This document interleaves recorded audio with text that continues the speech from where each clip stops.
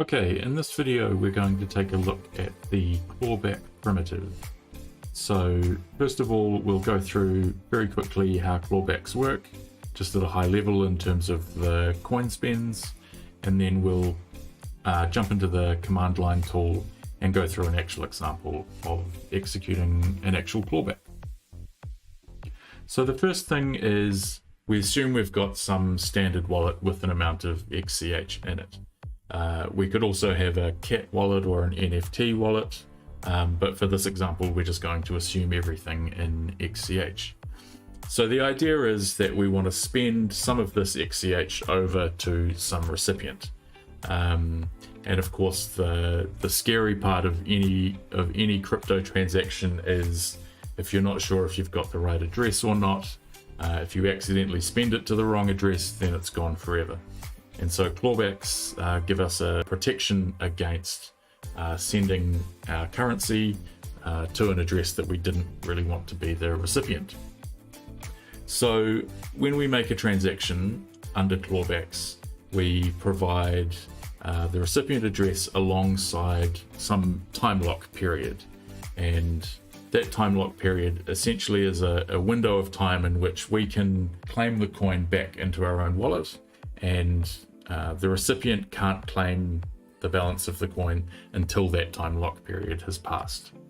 So what we do is we spend our XCH into a clawback locked coin, and this is a kind of intermediate puzzle, and that intermediate puzzle can only be spent either by ourselves or by the recipient, and the recipient can only execute their spend after the time lock period is passed.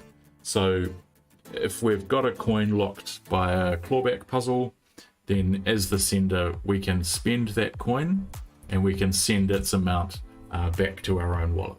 Or we could spend it to a different wallet if we liked. We could spend it to a cold wallet or something like that. So then, assuming that everything is fine and the time lock period passes, then the recipient can spend that coin and they can claim the amount into their own wallet. So it's all pretty simple, really. So then if we go and have a look at the command line tool, we're going to be running this using the simulator.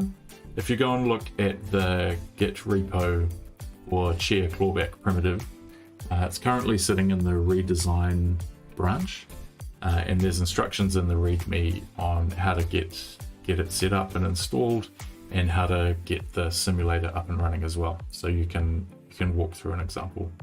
So for this setup, I've got a running simulator and a couple of wallets. So in one of the wallets, we've got 100 XCH, and we'll go through an example of spending some of that to a clawback, actually clawing it back into our own wallet, and then we'll use a second wallet to act as the recipient. Okay, so to get started, we'll look at the clawback tool help command, and this will give us 4 options. So starting at the bottom, we can use show to check all the details of clawbacks that we've created. We can create new clawbacks. We can use the claw command to claw back unclaimed coins, and for recipients they'll use the claim command to claim coins that have got a time lock that's expired.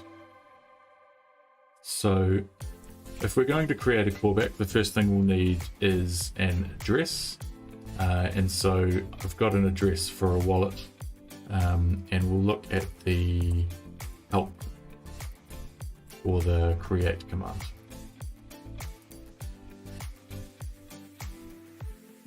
So this has a few options there.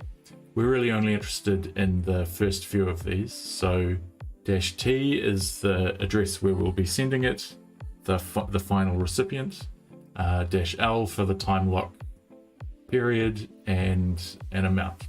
And we can also set fees and wallet IDs if we're using a different asset type, but we'll just keep it simple and use the first 3 options.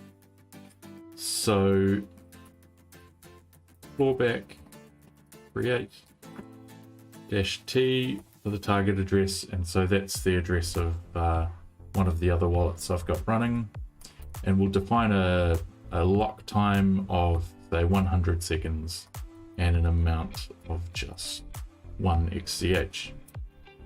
So we can submit that transaction and the tool will create the required spends and submit that to our simulator node, and this will have created a clawback coin for us.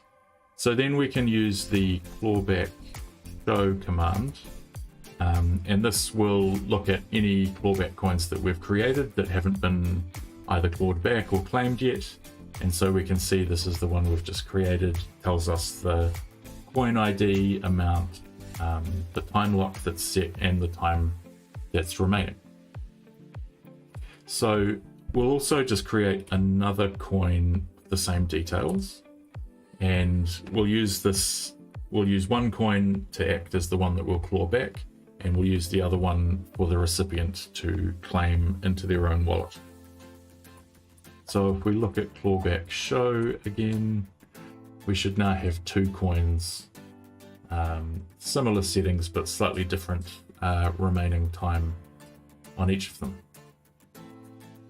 Okay, so let's say that we want to claw back this second coin that we've just created here. So for that, we would look at clawback claw, and we'll check the help.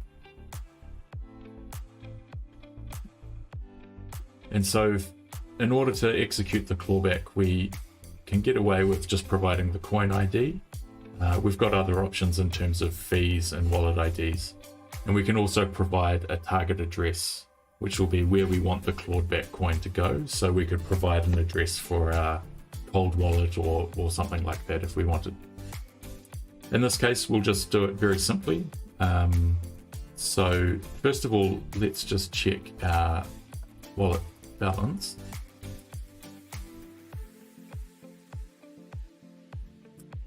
And so we had 100 XCH and now we've got 98 XCH. So that matches the two clawback coins that we've created. So what we want to do is clawback, claw, and provide the coin ID. And this now will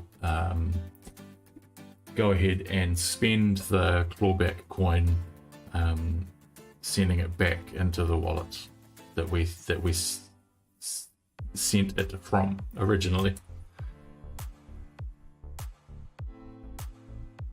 So if we look at the balance here, we're back up to 99 XCH. So that's all good, and clawback show now should have 1 coin remaining, and we can see that the time lock on that has passed. So that's all good. So now we'll switch over to the recipient wallet. Actually, but first we'll just grab the coin ID, and then we'll look at the recipient wallet, Chia wallet, show.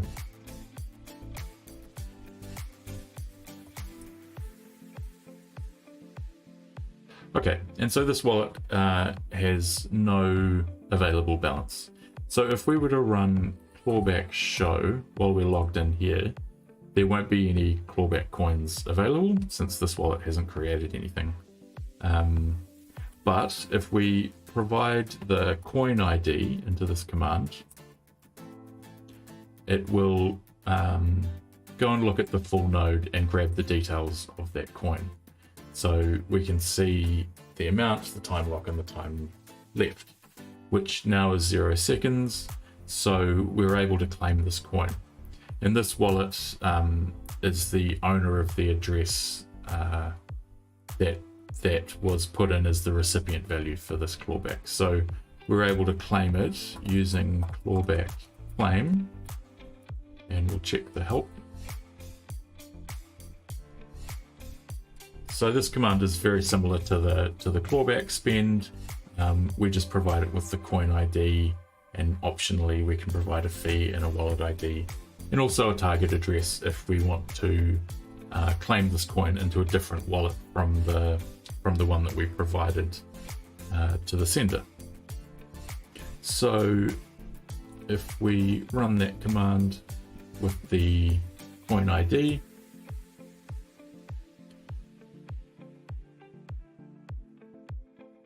so it spent that outstanding clawback coin, and if we check our wallet balance,